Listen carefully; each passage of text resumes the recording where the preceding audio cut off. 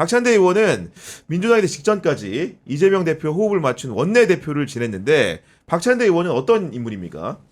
그 인천 용현동 피난민 마을 판자촌에서 이제 태어났다고 하고요.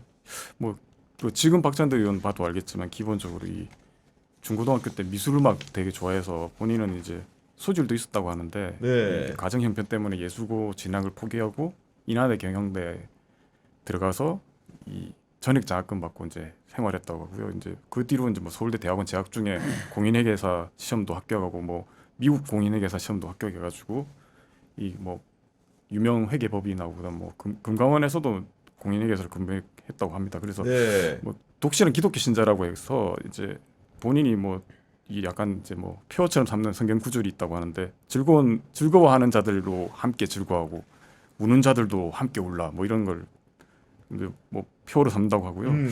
정청래 의원이 이제 붙여준 별명이 그래서 이제 교회 오빠랍니다. 딱 교회 느낌은 오빠다. 약간 예. 모범생의 약간 이렇게 머리도 지금 보면 약간 이 포마드 기름 바른 듯이 이대팔로 이렇게 쫙 날아가잖아요. 그래서 이제 그 후배 9년 후배랑 결혼해가지고 그 부인이 자기는 이 남편이 언젠가 목사 될 줄 알았더니 어느 날 정치한다고 해서 깜짝 놀랐다고 했다고 하더라고요.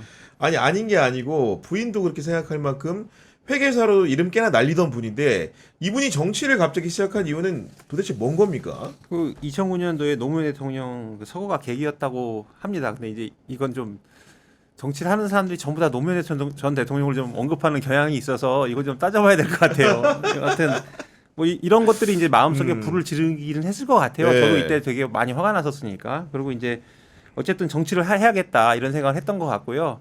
약간 살아온 과정을 보면 정청래 의원이랑 비슷한 것도 같아요. 이분도 약간 생활형 정치식으로 영입해서 들어온 건 아니잖아요. 그래서 처음에는 자기 그 원래 그 고향이었던 지역에 그 인천 남구에 출마하려고 용현동에 있는 그런데 당시 여성 공천 우선 원칙 때문에 공천 못 받고 2014년도에 이제 사고 지역구가 생깁니다. 연수구. 그래서 거기 경선에서 들어갔는데 이것도 이제 처음에는 자기가 남구 지역위원장 선거에서 컷오프를 당해서 그럼 여기라도 가봐 해서 갔대요. 근데 당시만 해도 이 지역구가 연수구가 상당히 민주당 계열에서는 험지 중 험지였고 한 번도 된 적이 없는 그런 곳이었답니다. 그랬구나. 그러니까 예. 이제 가려는 사람이 없었겠죠. 그래서 가서 경선에서 승리하고 어쨌든 또 당시에 이제 원래 이쪽은 누구의 그 텃밭이었냐면 황우여 전 의원. 근데 이제 이분도 당시에 이제 당에서 많이 나왔으니까 다른 데로 나가라 하면서 이분이 이제 지역구를 떠나요. 그러니까 이제 강자가 떠나니까 약간 빈 곳이 되잖아요. 네. 그래서 이제 그쪽에서 출마하고 나갔는데 당시 한나라당의 뭐 후보하고 붙어서 무주공사님에도 불구하고 좀 간신히 이겨요. 그런데 뭐 그때 뭐 이제 송도국제도시도 생기고 뭐 있고 하니까 점점 인구 구성도 바뀌고 본인이 지역에서 이제 친화적으로 생활형 정치인처럼 생활을 했나 봐요. 그래서 이제 점점 지역에서 인기도 높아지고 그러면서 이제 지금까지 쭉 온 거죠. 아니 근데 일단은 박찬대 의원과 정청래 의원은 외견적으로도 많이 달라 보이는데 실제로 정치를 하는 스타일이나 바깥에 비치는 풍모도 정말 많이 다르다는 평가가 있습니다.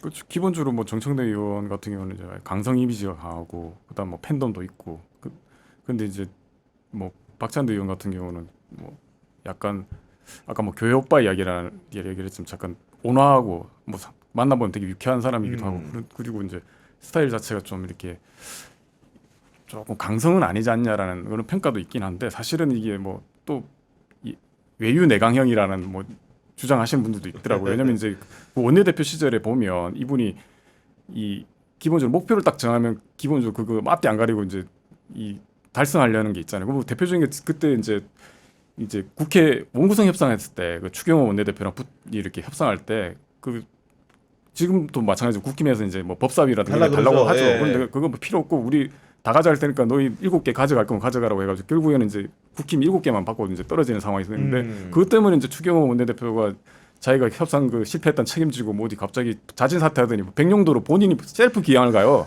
그 뒤로 이제 다시 돌아오긴 하는데 그래서 어떻게 보면 이런 부분들은 좀 이렇게 특히 이제 이재명 대표 체제 때 보면 그러니까 뭔가 믿고 맡기면 제대로 해나가는 거 아니냐. 오. 그래서 이제 지금 이제 뭐 정청래 의원이 강성 이미지고 그러지만 그 박찬대 의원 쪽에서 이야기하는 것들이 이게 지금 이재명 대통령 시절에 약간 실용주의 강조하고 있는데 박찬대 의원이랑 되게 맞고 그리고 이제 이 업무가 지워지면 저만큼 제대로 할 수 있는 사람이 네. 없고 대통령이 하면 하고 알아들어가지고 추진한다라고 주장을 하고 있더라고요 보니까. 그거를 이제 이렇게 얘기하는 사람도 있어요. 박찬대 의원이 회계사 출신이잖아요. 네. 그럼 프로젝트가 맡겨지면 그거는 이제 완수하는 회계사라서. 회계사라서. 예. 근데 이것도 역시 좀 박찬대 의원을 좀 옹호하는 쪽에 사람들이 하는 얘기. 그래서 회계사이기 때문에 일만 맡겨주시면 제가 확실히 완수하겠습니다.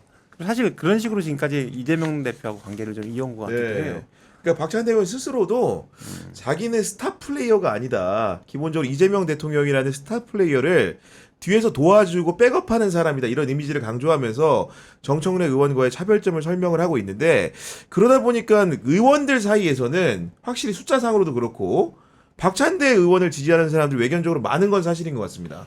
일단 기본적으로 성격이 온화하고 되게 유쾌하고 착하다고 하더라고요. 이렇게 들었고.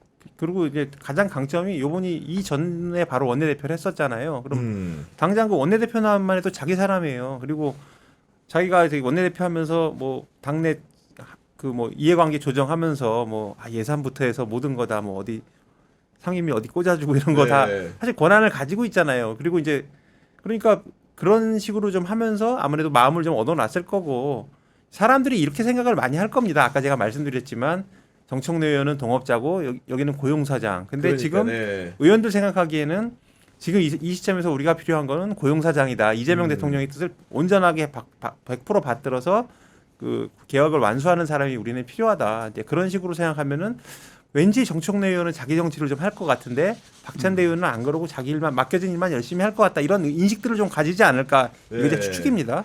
아니, 예. 그런 생각을 좀 할 것 같아요. 예. 그리고 좀 시청자들의 부연 설명을 좀 드리면은 기본적으로 이번 선거에 그럼 왜 이렇게 의원들이 관심을 많이 갖느냐 1년짜리인데 1년짜리면은 뭐 국회의원들 존망하고 관계없는 게 아니야 이렇게 생각할 수 있는데 실제로 이번에 대표가 돼가지고 지방선거를 잘 치르게 되면 그 다음에 당대표 선거를 연임할 수 있다고 생각을 하는 것이고 그렇게 되면 본인들의 그 명주를 쥐고 있는 국회의원 선거 공천권까지 주기 때문에 이번 당대표의 의원들이 많이 관여를 하는 건데 어쨌든 간에 많은 의원들이 정청래 의원도 지지하고 있지만은 이런 상황적 인식, 수적 우위를 의식해서인지 정청래 의원이 뭐라고 얘기하냐면은 대의원들한테 가중치를 주는 투표제를 폐지하겠다. 결국은 국회의원도 한 표, 대의원도 한 표, 권리당원도 한 표인 시스템을 내가 당대표가 되면 만들겠다고 했는데 벌써부터 제가 보니까 좀 약간 무섭게 느껴집니다. 지금 이게.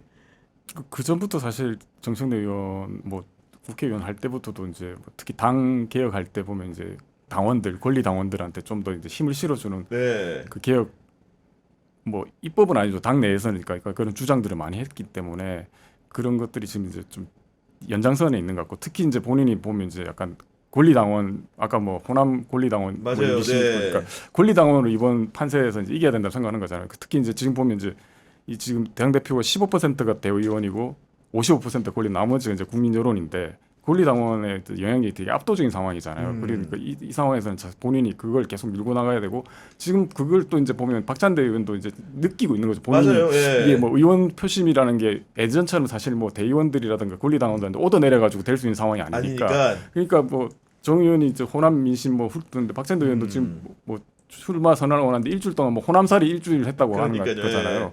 그런 거 보면 이제 기본적으로 권리당원 표를 어떻게 확보하느냐가 이번 뭐 선거에서 되게 이제 변수 아닐까 싶습니다. 어쨌든 간에 박찬대 의원 우리 김준일 선배는 최근에 이제 포럼에서도 만나신 것 같은데 만나본 사람들 얘기는 좀 어떻습니까? 저는 이제 그 전에도 한번 만났는데 아, 네. 이재명 대표 당대표 시절에 기자들하고 같이 만나러 갔는데 같이 나왔더라고요.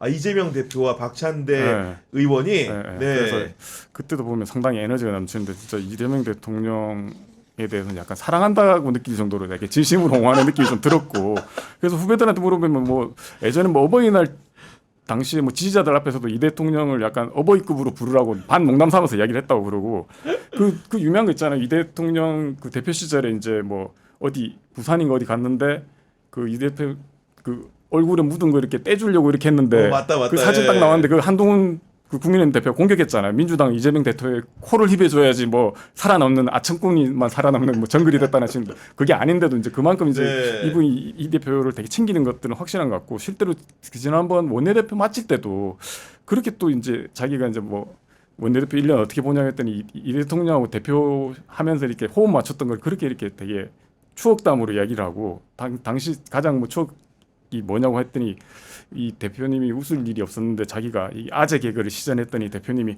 하지마 하면서 이렇게 때리는 표정했다. 뭐 이게 가장 보람이 있었다고 할 정도로 대통령하고 좀 이렇게 약간 뭐라고 해야 되나 케미가 맞다는 걸 되게 강조하시는 분 같더라고요. 그래서 뭐 아까 기자들 사이에서도 보면 기본적으로 아까 뭐 노래 좋아하고 춤도 잘 추고 네. 흥기도 넘치는 인물이라고 평가를 하고 본인도 아까 그 이용욱 기자 말했던 것처럼 지역구에서 지역구 다질 때도 보면 이 주민센터나 경로당 가가지고 노래 부르면서 이렇게 지역 민심을 그렇구나. 살렸다고 되게 지금도 네. 자랑스럽게 이야기를 한다고 그러더라고요.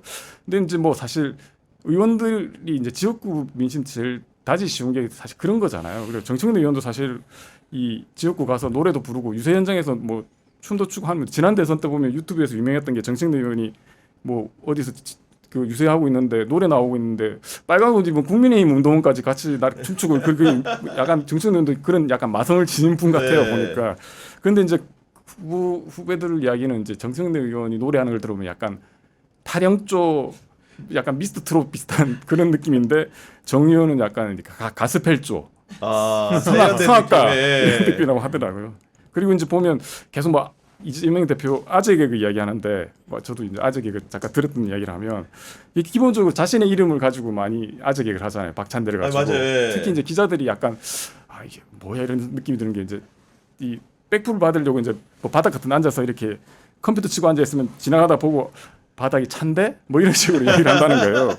그리고 최근에 들은 얘기는 기자실이 이렇게 아마 원내대 그 끝나치고 돌았겠죠. 네. 돌면서 모 신문사 선임 기자를 선임 기자인데 만나서 인사하고 난 뒤에 자기도 기자가 되고 싶어서 기자가 자기가 됐으면 박찬 대기자가 됐을 거라고 뭐 얘기를 하고 지난번 저희 포럼 왔을 때도 아마 지하철 타고 왔더라고요. 그래서 이제 그래요? 예. 이거 아침 일찍 이렇게 10,000원 전철 타고 오면 힘드시지 않았습니까 했더니 10,000원이 아니라 1,400원인데 이렇게 얘기하더라고요.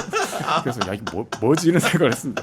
아니 그 유튜브 영상을 저도 봤는데 춤을 막 이렇게 너무 추잖아요. 잘 춰요. 근데 예. 보통 제가 이제 유세 현장 많이 다녀봤는데 네. 정치인들 옛날 정치인들 이렇게 박수 치고 맞아요. 마지못해서 예. 손 이렇게 흔들어 주는데 이분은 온몸으로 막 비틀시더라고요. 그리고 그 아재 개그도 이제 하려고 막 찾아보고 했는데 별로 안 재밌어. 그래서 제가 이제 후배들한테 많이 듣는 얘기인데 좀 돌려드리고 싶어요. 이제 개그에 본능만 있고 재능은 없는 분이다.